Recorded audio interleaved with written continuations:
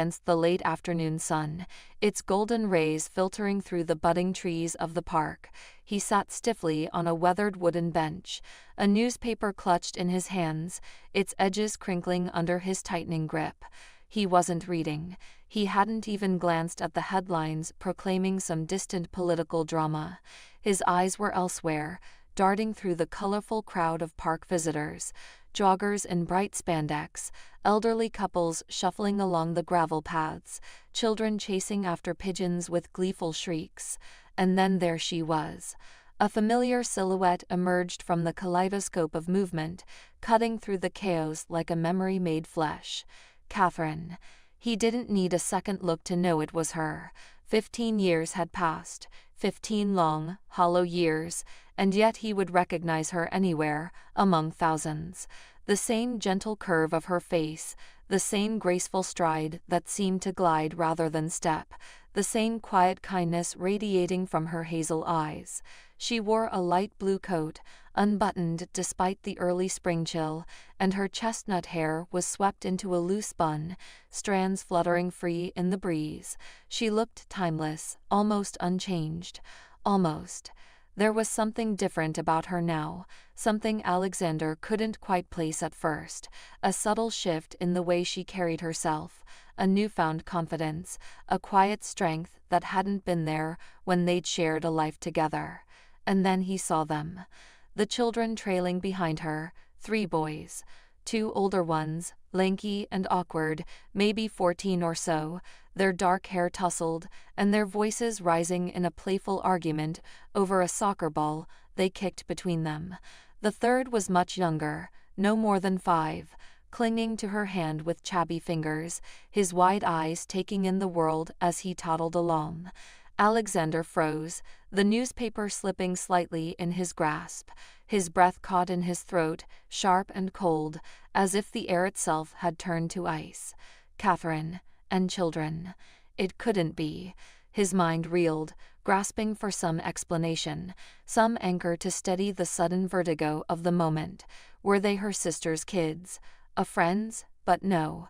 There was too much in the way she looked at them, the tender tilt of her head as she bent to listen to the youngest one's babbling, the gentle laugh she gave as the older boys jostled each other.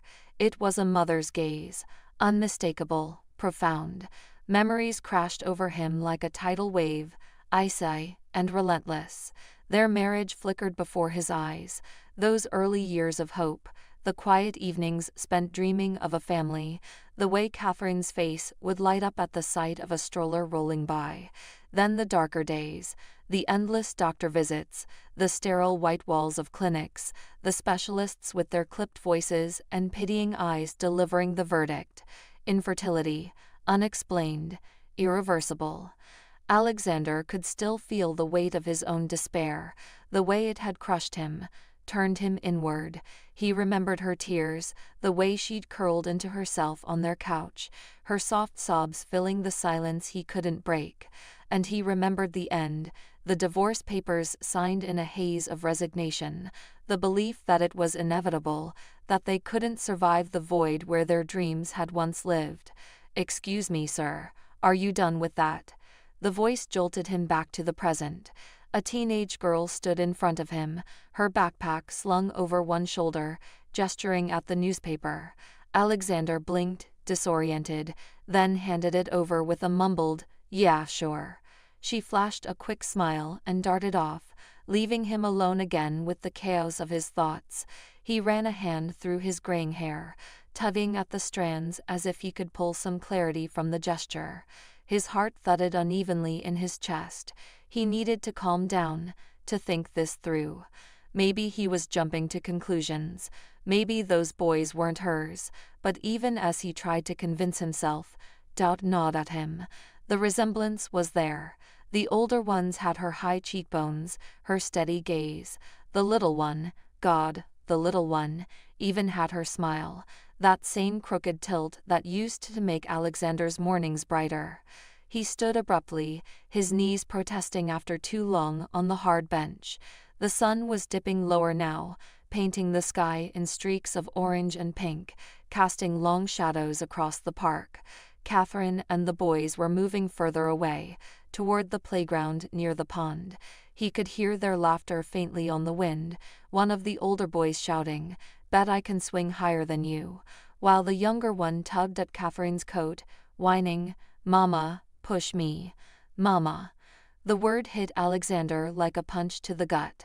He staggered back a step, gripping the edge of the bench for support. So it was true. She had children. She had a family. After everything they'd been through, after all the years he'd spent convincing himself she'd suffered as much as he had, she'd found a way forward. And he hadn't. He watched her kneel beside the swing set, lifting the youngest boy into the seat with a practiced ease. Her voice carried faintly as she said, "Hold on tight, Sammy. Here we go." The boy squealed in delight as she gave the swing a gentle push, her smile warm and unguarded. The older boys were already clambering onto the higher swings, daring each other with reckless teenage bravado. Alexander's throat tightened. He should leave. He should turn around, walk back to his car, drive to his empty apartment, and let this moment fade into the past where it belonged. But his feet wouldn't move. He needed to know more. How had this happened? When? Who was the father? Had she remarried? The questions burned in his mind, each one sharper than the last. "Hey, Alex. You okay over there?" He flinched, turning to see an old man on the next bench over, his weathered face creased with concern.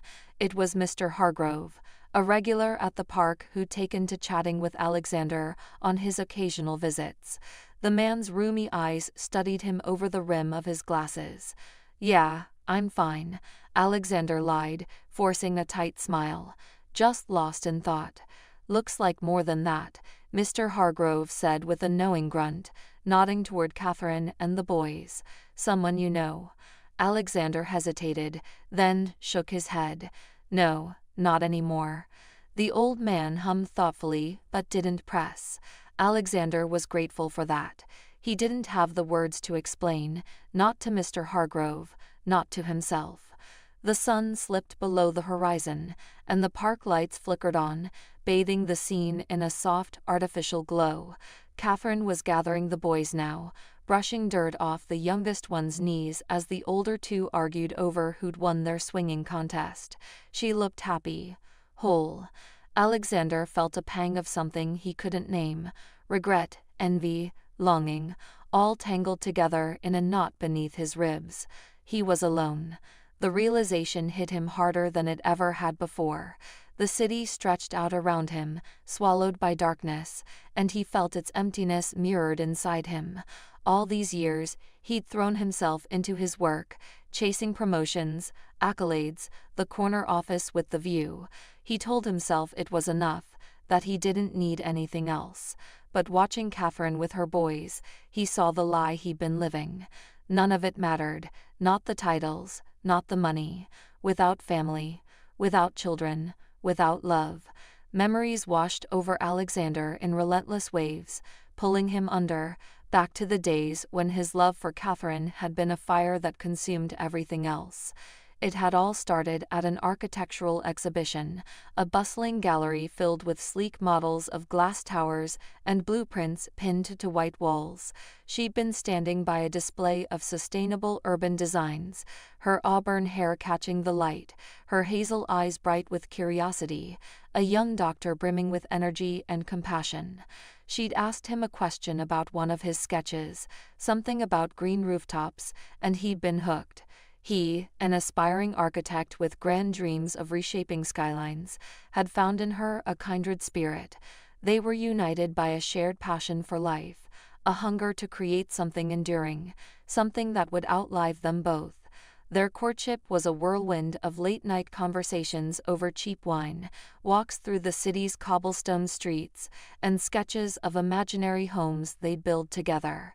Within a year, they were married in a small ceremony at the courthouse, her in a simple white dress, him in a borrowed suit, both of them grinning like fools. Their apartment became their fortress, a third-floor walk-up with high ceilings and wide windows overlooking a quiet courtyard shaded by a single gnarled oak.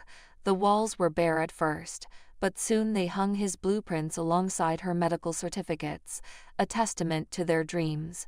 They'd sit on the sagging couch they'd bought secondhand, her legs draped over his, and talk about the future, about children, about the sound of laughter echoing off the parquet floors, about little feet leaving smudges on the glass coffee table. But time passed, and the future they'd envisioned refused to take shape. Months turned to years, and the cherished 2 lines on a pregnancy test never appeared. The first doctor's visit was casual, almost optimistic. "These things take time," the woman had said, adjusting her glasses with a reassuring smile. But then came more visits, more tests, blood draws, ultrasounds, charts filled with numbers neither of them understood. Hope eroded into despair, faith into a hollow disappointment that settled between them like dust. The final verdict came in a sterile office, delivered by a gray-haired specialist whose voice was too calm, too clinical. "Unexplained infertility. I'm afraid there's little more we can do naturally." The words shattered their crystalline dreams, fragile as a castle built on sand, leaving nothing but jagged shards in their wake. Alexander remembered how Catherine cried at night, her face buried in the pillow to muffle the sound. He'd lie beside her in their too-big bed, the sheets cool against his skin, and reach for her. His arms would wrap around her trembling frame, her breath hitching against his chest, and he'd whisper, "It's okay. We'll figure it out," even though he didn't believe it. He tried to comfort her, to be her anchor, but he felt helpless, adrift in his own storm. His suffering was quieter, more inward. He'd always dreamed of a child who'd inherit his dark eyes, or his stubborn jaw, a little person who'd tug at his sleeve and call him Dad with wide-eyed admiration. That dream had rooted deep in him, a need he couldn't shake. One evening, over a dinner of cold leftovers neither of them had the energy to heat, Catherine brought up IVF. Her voice was tentative, a fragile thread of hope. "It could work, Alex. I've been reading about it. Hormones, transfers, it's a chance." He nodded, his fork paused halfway to his mouth. "Yeah, let's try it." It was a lifeline, a flickering light in the dark kingdom of their despair. They seized it with both hands. The clinic became their second home, a maze of sterile corridors that smelled of antiseptic and stale coffee. They navigated it together, Catherine enduring hormone injections that left her bruised and irritable, Alexander holding her hand through procedures that made her wince. Each attempt was a cycle of unbearable waiting, days stretching into weeks, punctuated by phone calls with nurses whose voices grew heavier with each negative result. The first failure was a punch to the gut, the second, a crack in their foundation. By the third, they barely spoke on the drive home, the silence between them thicker than the fog outside. One rainy afternoon, after another call confirming yet another loss, Catherine sat at their kitchen table, her hands trembling around a chipped mug of tea. Her eyes were red-rimmed, her voice barely above a whisper. I can't do this anymore, Alex," she said, staring into the steam. "I can't keep torturing myself. Or you. Maybe this isn't for us. Maybe we're meant to be just the two of us." Alexander leaned against the counter, arms crossed, his jaw tight. He was tired too, exhausted by the sleepless nights, the constant tension, the guilt that gnawed at him every time he saw her flinch from a needle. He felt like a failure, unable to give her the one thing she wanted most, unable to fix what was broken. But her words stirred something deeper, a decision he'd been burying for months, too afraid to voice. He looked away, out the rain-streaked window, and said, "I can't live without children, Catherine." His voice cracked, betraying the weight of it. "I want to be a father. I can't imagine my life without that. I don't know how to let it go." She didn't respond right away. The kitchen was silent, save for the patter of rain against the glass.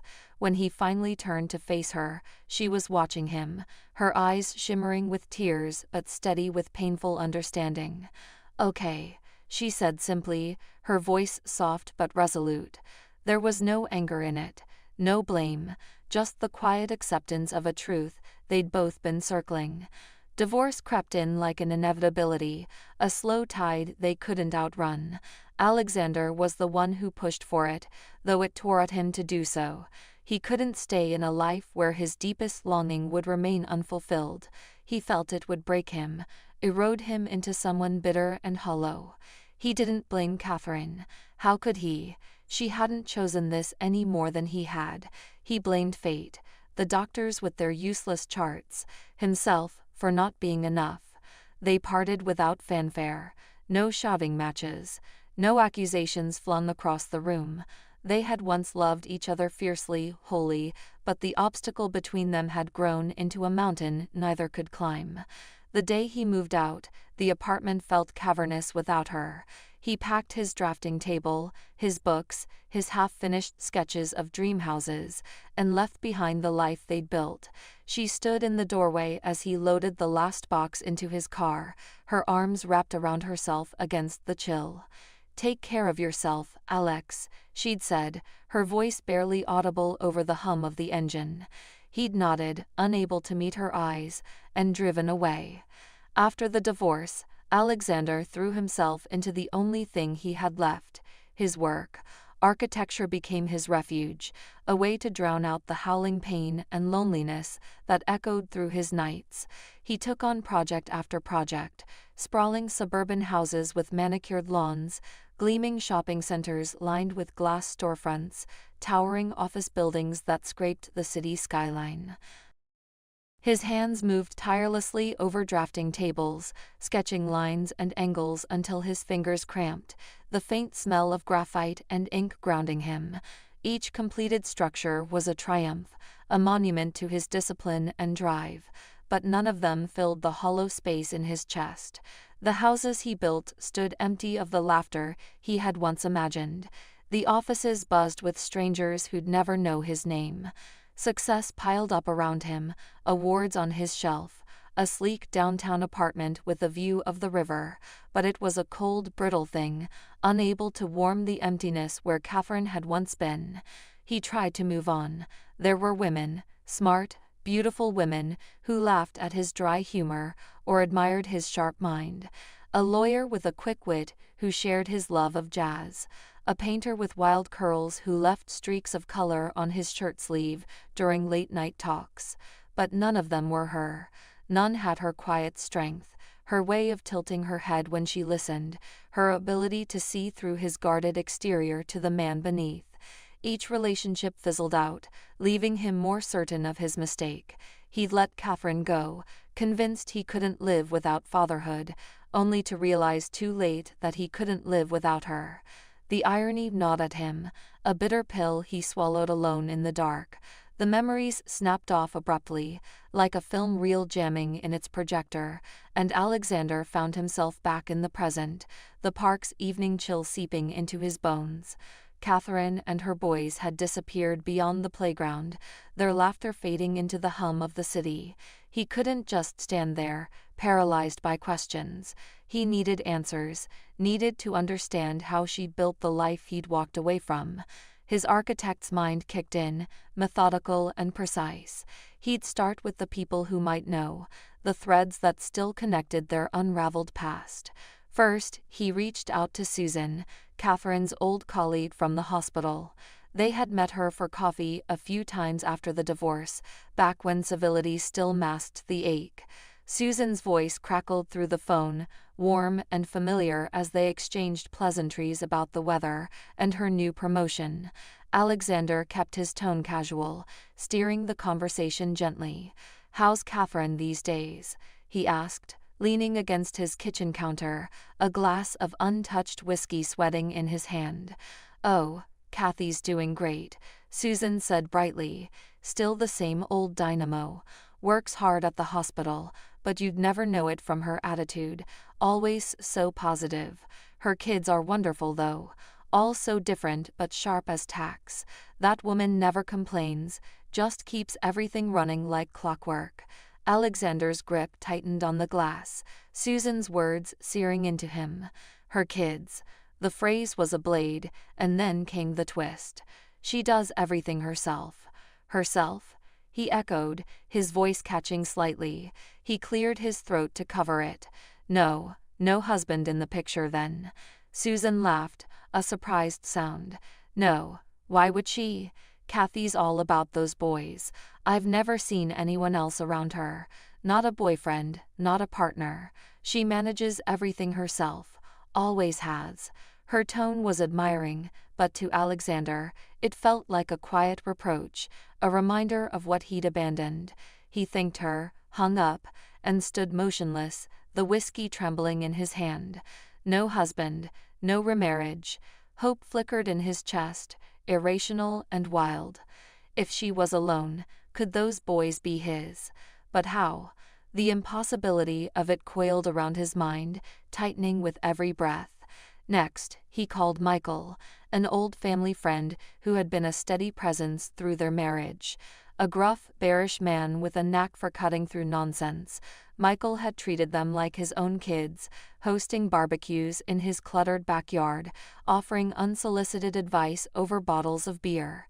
If anyone knew the truth, it would be him. Alexander dialed, his palms damp, his voice unsteady as he began. "Hello, Michael. Long time no see. How are you holding up, Alex?" Michael's voice boomed through the line, rough but warm. "Hell, it's good to hear from you. I'm still kicking, knees are shot, but the grill's still hot. How's life treating you these days?" They traded small talk. Michael's fishing trip, Alexander's newest project. Before Alexander nudged the conversation forward, his pulse thudding in his ears. I ran into Catherine the other day. Saw her with some kids. What's that about?" Silence stretched across the line, thick and heavy. Alexander held his breath, the receiver slick against his cheek. When Michael finally spoke, his tone was careful, measured. "Kathy's amazing, Alex. She's raised 3 boys on her own. It's been tough.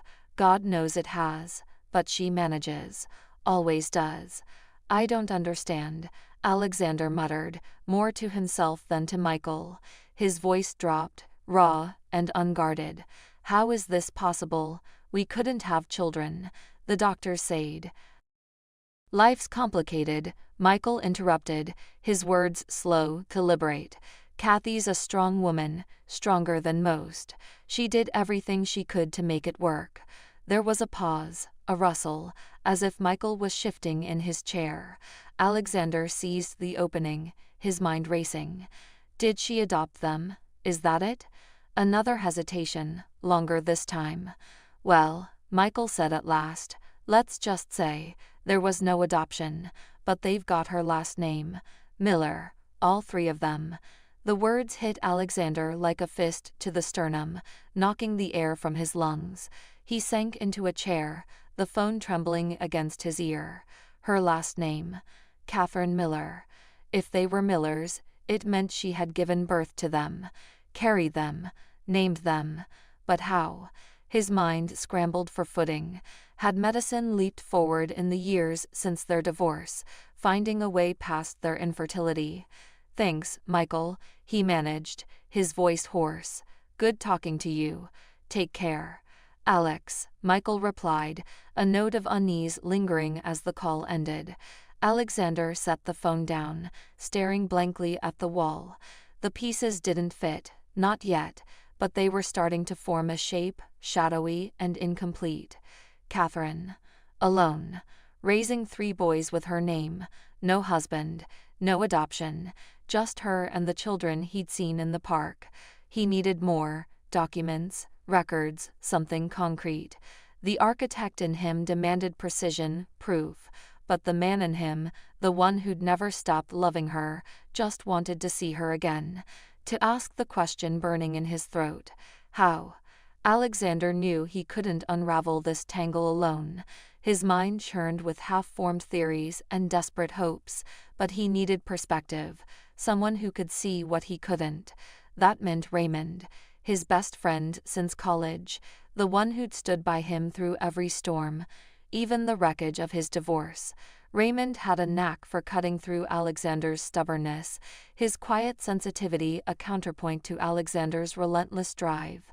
If anyone could help him make sense of this, it was him. They met at a small cafe tucked into a side street, its faded awning fluttering in the breeze. The air smelled of roasted coffee and burnt sugar, and the clatter of porcelain cups filled the space as Alexander slid into a booth across from Raymond. His friend looked much the same, wire-rimmed glasses perched on his nose, a mop of sandy hair just starting to gray, a flannel shirt rolled up at the sleeves. But his eyes, sharp and knowing, locked onto Alexander with an intensity that made him fidget. "I saw Catherine," Alexander blurted, skipping the usual small talk. He leaned forward, elbows on the scratched wooden table, his coffee untouched. "In the park. She had kids with her. 3 boys. I can't stop thinking about it, Ray. I've got suspicions, questions. I need to know what's going on." Raymond set his mug down slowly, steam curling between them. He sighed, a long, weary sound that carried the weight of years. "You know, Alex," he said, his voice low, "I always thought you made a mistake divorcing Kathy. She loved you, really loved you, more than you ever gave her credit for." Alexander flinched, guilt twisting in his gut like a knife. He stared at the table, tracing a crack in the wood with his fingertip. "I know," he admitted, his voice rough. "I know she did. But back then, I thought I couldn't be happy without kids. I thought it was the only thing that mattered. And are you happy now?" Raymond's question was gentle but piercing, like a scalpel slipping past defenses. Alexander froze, his breath catching. The silence stretched, heavy and accusing. He couldn't answer, not honestly. His life was a sterile shell of achievements, a hollow frame with no warmth inside. Raymond didn't wait for a reply. He leaned back, folding his arms. "Listen, Alex. I don't know all the details. Hell, I don't know half of what she's been through. But I can tell you this. It's not as simple as it seems. Kathy's been through a lot more than you can imagine. She's fought for her happiness. And those kids, they're it. They're her world. Don't ruin that for her." "I'm not trying to ruin anything," Alexander shot back, his voice rising before he caught himself. He lowered it, glancing around the cafe to see if anyone had noticed. "I just want the truth, Ray. I have a right to know if those boys—" He stopped, the words tangling in his throat. "If they're mine." Raymond's eyes narrowed, scrutinizing him with a look that made Alexander feel small. "A right?" he repeated, incredulity lacing the word. "What right do you have, Alex? You walked away from her. You chose to leave, to chase some dream of fatherhood that didn't include her. You had your chance. Years of it. And you missed it. Maybe you should just let her be." "I can't," Alexander whispered, his hands clenching into fists on the table. "I can't just leave it like this. There's too much at stake, too much I don't understand. I need to know, even if it kills me." Raymond sighed again, rubbing a hand over his face. "All right," he said finally, his tone resigned. "I've warned you. But remember this, sometimes the truth hurts more than the wondering. It doesn't always bring relief. It can break you all over again." He picked up his coffee, took a sip, and added, "Just don't say I didn't tell you so." The conversation left Alexander reeling, a storm of confusion and resolve warring inside him. Raymond's words stung, each one a mirror reflecting the choices he'd made, the life he'd lost. He'd missed his chance. Of that, there was no doubt. But walking away now, leaving this mystery unsolved, felt like abandoning something vital, something he couldn't name. The only path forward was through Catherine herself. She held the answers, and he had to face her. It took him hours to work up the nerve to call. He paced his apartment, the hardwood floors creaking under his restless steps, the phone a lead weight in his pocket. When he finally dialed her number, still etched in his memory after all these years, his heart hammered so hard he thought it might crack his ribs. The line rang once, twice, and then her voice came through, soft and familiar, slicing through the years like a blade. "Hello, Kathy. It's Alexander," he said, his mouth dry as sandpaper. The words tumbled out, clumsy and rushed. "We need to talk." Silence crackled on the line, stretching so long he thought she'd hang up. His pulse thudded in his ears, each second an eternity. Then, faintly, she said, "All right." Her tone was guarded, unreadable, but it was enough. They agreed to meet in 2 days. A quiet cafe on the city's outskirts. A neutral spot, far from the memories of their old haunts. Alexander hung up, his hand trembling as he set the phone down. He closed his eyes, leaning against the wall, the cool plaster grounding him as his mind spun. 2 days. 48 hours that stretched ahead like a chasm. Time crawled. He couldn't eat. The thought of food turned his stomach. Sleep eluded him. He lay awake in the dark, staring at the ceiling, shadows shifting across it like ghosts of their past. His mind raced, rehearsing every possible scenario. He practiced questions, apologies, but nothing could prepare him for what was to come. None of them felt right. Catherine wouldn't lie to him. He knew that much. Her honesty had always been a quiet strength, a lighthouse in their storms, but that same honesty might shatter him. On the day of the meeting, Alexander arrived at the cafe 20 minutes early, the weight of anticipation pressing down on him like a physical force. The place was a modest little spot on the city's edge, its faded green shutters framing windows strewn with morning mist. He chose a table by the glass where he could watch the world drift by, dog walkers, delivery bikes, a mother pushing a stroller, while his mind churned. His fingers tapped a restless rhythm on the scratched tabletop, the sound swallowed by the hum of the espresso machine and the murmur of other patrons. What would he say to her? How would she react to his questions, his prodding at a past they'd both buried? He sipped his coffee, barely tasting it, the bitter heat doing little to steady his nerves. The clock above the counter ticked relentlessly, each second stretching his anxiety taut. Then, the bell above the door jingled, and she was there. Catherine stepped inside, her coat dusted with a fine drizzle, her hair pulled back in a loose braid that glistened with moisture. He almost didn't recognize her at first. Time had etched faint lines around her eyes, and there was a weariness in her posture that hadn't been there before. But her gaze, when it met his, burned with a determined fire, a resilience that made his chest ache. She crossed the room with that same graceful stride he'd always known, sliding into the seat across from him without a word, her hands folding neatly in her lap. She just looked at him, steady and unreadable, waiting. Alexander cleared his throat, the sound rough in the quiet space between them.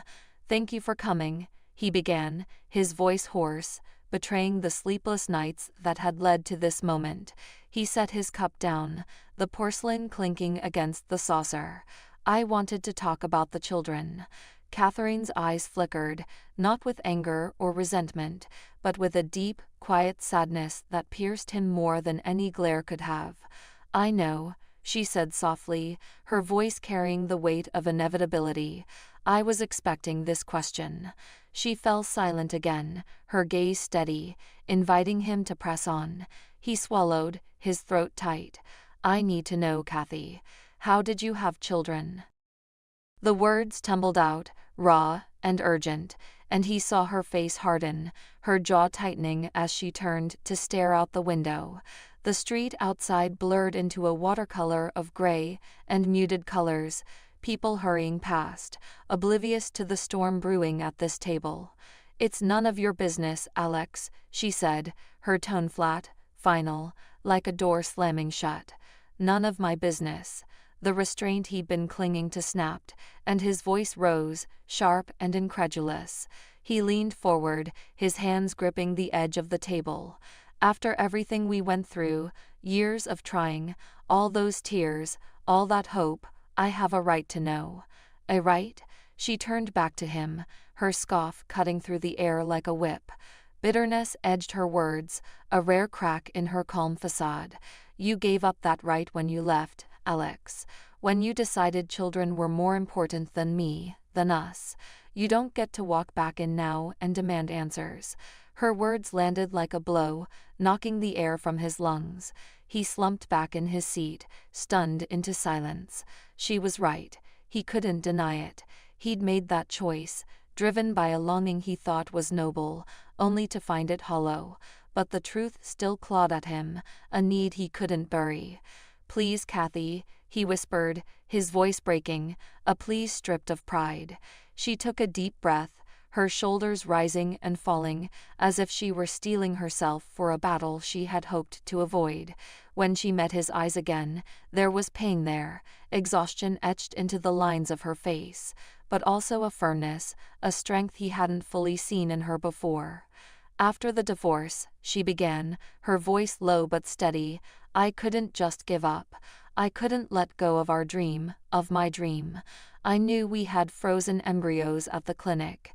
Alexander froze, his breath catching. Memories flooded back, the sterile rooms, the endless forms, the vials of hope they'd pinned their future on. He remembered signing the consent to store those embryos, a last-ditch effort, just in case. They'd agreed on it in a moment of fragile optimism. He'd assumed it all ended with their marriage, discarded like their shared plans. "You continued trying without me." His voice trembled, disbelief warring with the dawning realization. "Yes, Alex, I did." She straightened, unapologetic, though her eyes glistened with unshed tears. "I knew it might seem selfish, even crazy, but I couldn't help it. I had to try, for myself, for the life I still wanted. I went back to the clinic, used what was left of us." He held his breath, the world narrowing to her next words. "The first few attempts didn't work," she said, and the sadness in her voice was a tangible thing, wrapping around them both. "Each failure broke me a little more. I'd sit in that empty apartment, staring at the walls, thinking I'd lost everything, our dream, you, any chance at being a mother. I'd almost given up. But then a miracle happened. I got pregnant, with twins." The room tilted beneath him, his heartbeat a deafening roar in his ears. Twins, his sons. The older boys from the park, their dark hair, their steady gazes flashed in his mind. They were his, born from the embers of a life he'd abandoned. "Twins," he whispered, awe threading through the word. "That's incredible." "It was incredibly hard," she cut in, her voice sharp with memory. "Alone, Alex. No partner, no support. Just me, figuring it out step by step. The sleepless nights, the hospital bills, the fear I wasn't enough. But I managed. They're my life. Chris and Noah, they're everything." He nodded, dazed, still processing the enormity of it. Then another thought surfaced, urgent and insistent. "And the youngest, he's about 5, right?" Catherine's gaze flickered away, a shadow crossing her face. She traced the rim of her untouched water glass with a finger, her silence stretching taut. "That's another story, Alex," she said finally, her voice quieter now, guarded. "What happened?" He leaned forward, desperation surging. He needed the full picture, every piece of this puzzle she built without him. "Please, Kathy, don't shut me out now." She exhaled a long, shaky breath and looked back at him, her resolve wavering but holding. "I was working at the maternity hospital," she began, her words measured. "One night, a newborn boy was left there, just hours old, wrapped in a blanket. No note, no name. His mother had walked out, abandoned him. I was on shift when they brought him in, this tiny, helpless thing, crying in the bassinet." Alexander listened, his chest tightening, barely daring to breathe. "I couldn't let him be alone," she said, her voice thickening with emotion. "I'd seen too many kids shuffled into the system, lost in orphanages, forgotten. I knew I could give him love, a home, everything I'd fought so hard to build for the twins. I became his guardian at first, then adopted him legally. His name's Samuel." He stared at her, awash in realization. Catherine hadn't just defied their shared curse, she had rewritten their story, and she had done it without him. She'd reached beyond it, taken a child no one else wanted, and woven him into her family with the same fierce love she'd given their twins. "Does he know?" Alex asked, his voice hushed. "That you're not his biological mother?" "Yes," she replied, a faint, proud smile softening her features. "We've always been honest with him. The twins too, they know Samy's story. He's part of us, Alex, just as much as they are. We love him the same." Alexander sat motionless at the cafe table, the echo of Catherine's words reverberating in his skull. The clatter of dishes and the murmur of voices faded into a dull hum as he processed the revelations. Twins born from their frozen embryos, a third child adopted from abandonment, his son's, his blood, and another he might have loved if he'd stayed. The weight of it crushed him, a landslide of missed years and lost chances burying the man he'd been. He'd turned his back on a family that could have been his, and now he was relegated to the sidelines, a spectator to a life he'd helped create but never claimed. "Why didn't you tell me?" His voice cracked, resentment seeping through the question like ink through paper. He leaned forward, searching her face as she lingered by the table, coat already half-buttoned. "Why did you keep this from me, Kathy?" She met his gaze, her hazel eyes steady but tinged with exhaustion. "Because you left, Alex," she said simply, her tone devoid of malice but heavy with truth. "You made your choice, walked out on me, on us. I didn't want to drag you back into my life, risk you tearing it apart again. I was afraid you'd try to take the children away, or, worse, hurt me all over again by walking out a second time. I would never," he started, his voice rising in protest, but the words faltered, dying in his throat.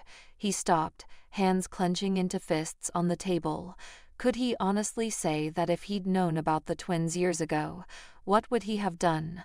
Fought for custody? Demanded a role he hadn't earned? He didn't know, and that uncertainty silenced him. Catherine's expression softened just slightly.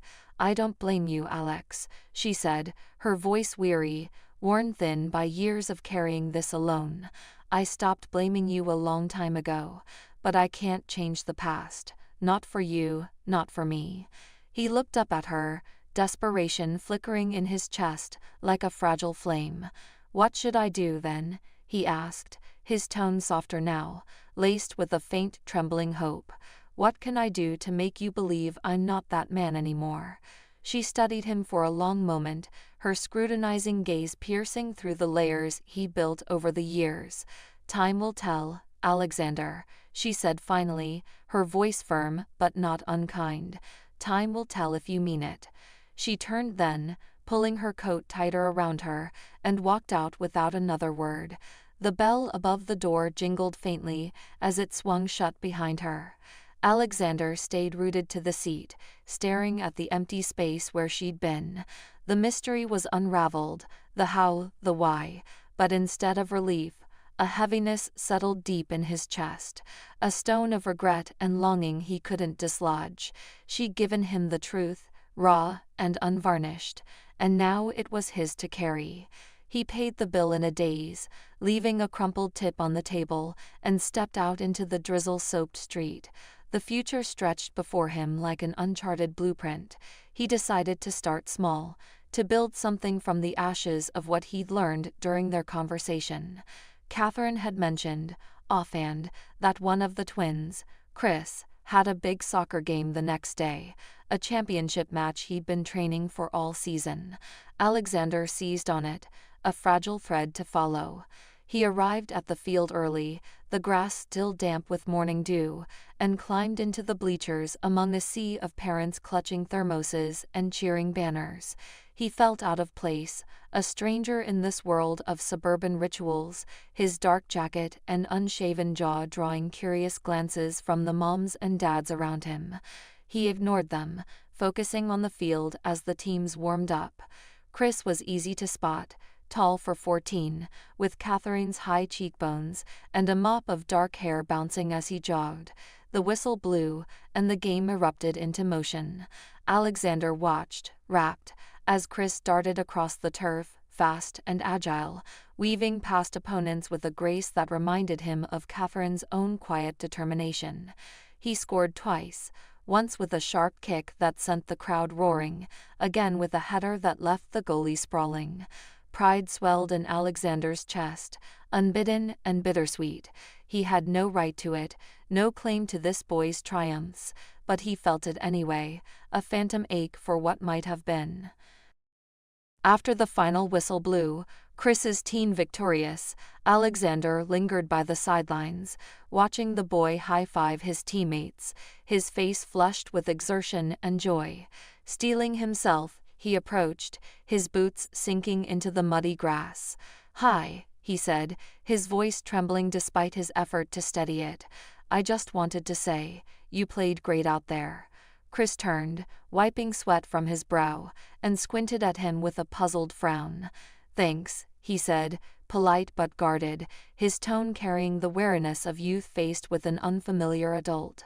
"I'm a friend of your mom's," Alexander added, feeling like an idiot the moment the words left his mouth. He shoved his hands into his pockets, awkwardness radiating from him. "Oh," Chris said, nodding slowly. "Okay." He shifted his weight, glancing toward his teammates, clearly unsure what else to say. The exchange ended there, a brick wall of silence rising between them. Alexander walked back to his car, discouragement gnawing at him, but he didn't let it take root. This was a start, however clumsy. He couldn't undo the past in a single conversation, couldn't expect Chris to see him as anything but a stranger. Time, Catherine had said. He'd give it time. Over the next few weeks, he edged closer to their lives, step by cautious step. He began visiting Catherine and the boys regularly, always with her permission, never pushing too hard. He'd show up at their modest house on the edge of town, a 2-story with peeling paint and a yard littered with bikes and soccer balls, armed with small offerings. A pizza for dinner, a new pack of colored pencils for homework. He helped the twins with math problems at the kitchen table, marveling at their quick minds despite his fumbling explanations. He played with Sammy on the living room rug, racing toy cars across imaginary tracks, while the boys' giggles filled the air. Once, he took them all to a matinee at the local theater, a superhero flick they chattered about for days. Watching their faces light up in the flickering dark, he kept his role simple, a friend, a helper, nothing more. He didn't dare call himself a father, didn't presume to step into shoes he hadn't earned. The twins warmed to him slowly, their initial suspicions softening into cautious acceptance. Chris started asking him about buildings, how they stayed up, why they didn't fall. And no once flashed him a shy grin over a shared joke. Sammy, bright and fearless at 5, took to him faster, calling out, "Alex," in his high, piping voice and thrusting picture books into his hands for bedtime stories. Catherine observed it all from a distance, her presence quiet but watchful. She'd linger in the doorway, arms crossed, her expression a mix of cautious optimism and lingering doubt. She saw his effort, the genuine care in his actions, but the scars of their past ran deep. One evening, as he shrugged into his jacket to leave, she stopped him at the threshold. The house was still behind her, the boys' voices hushed upstairs, the air thick with the scent of the spaghetti they'd cooked together. "Thank you," she said, her voice low but clear. "Thank you for what you're doing for them." She stepped closer, hesitating only a moment before brushing her lips against his cheek. It was fleeting, a whisper of contact, but it ignited a spark in Alexander's chest, a glimmer of hope he hadn't dared to nurse. He stood there, stunned, as she pulled back, her eyes searching his for a heartbeat before she turned away. The door clicked shut behind her, and he stepped into the cool night, the memory of her touch lingering like a promise, or a question. Despite his persistent efforts, Alexander felt an unyielding chasm stretching between him and the twins, a gulf of years and choices he couldn't bridge. They welcomed him into their lives as Uncle Alex, a friend figure who brought pizza and cracked jokes, but the word father remained unspoken, a boundary he couldn't cross. He watched them laugh and argue, their voices filling Catherine's home with a warmth he'd once dreamed of, yet he remained on the outside, a guest in their world rather than a cornerstone. The ache of it gnawed at him, a quiet despair beneath his every smile. One crisp afternoon, as golden leaves drifted across the backyard, Alexander sat with Chris on the porch steps, tossing a soccer ball between his hands. The boy had been quieter lately, more thoughtful, and Alexander wondered if he sensed the weight of the unspoken. Then, out of the blue, Chris fixed him with a steady gaze and asked, "Uncle Alex, did you ever want to have children?" The question hit like a thunderclap, catching Alexander off guard. His breath hitched, the soccer ball slipping from his grasp to roll into the grass. He stared at Chris, his son, his mirror in so many ways, searching for words that wouldn't unravel everything too soon. "Yes," he said finally, his voice rough with emotion. "I always dreamed of having children. It was one of the biggest dreams I ever had." Chris tilted his head, his dark eyes narrowing with a mix of curiosity and skepticism. "Then why don't you have any?" The air thickened, time slowing as Alexander's mind raced. How could he explain it? The love he'd shared with Catherine? The despair that shattered it? The years he'd spent running from his own longing, only to find it staring back at him in this boy's face. How could he tell Chris he was his child, that he'd given him up before he'd even known he existed? "It's a long story," he managed, his voice barely above a whisper. "Maybe someday I'll tell you about it." Chris studied him for a moment, skepticism lingering in the set of his jaw, but he didn't press. He just nodded, kicking at a pebble with his sneaker, and let the silence settle. That evening, as Alexander drove home under a sky streaked with dusk, the weight of that question pressed down on him. He couldn't keep hiding, not from them, not from himself. The twins deserved the truth, his past, his mistakes, his regret. They deserved the chance to decide if they'd let him be more than a peripheral figure in their lives. He needed to lay it all bare, consequences be damned. He broached the idea with Catherine that night, standing in her kitchen as the scent of baked chicken lingered from dinner. She leaned against the counter, arms crossed, her expression a mix of apprehension and resolve.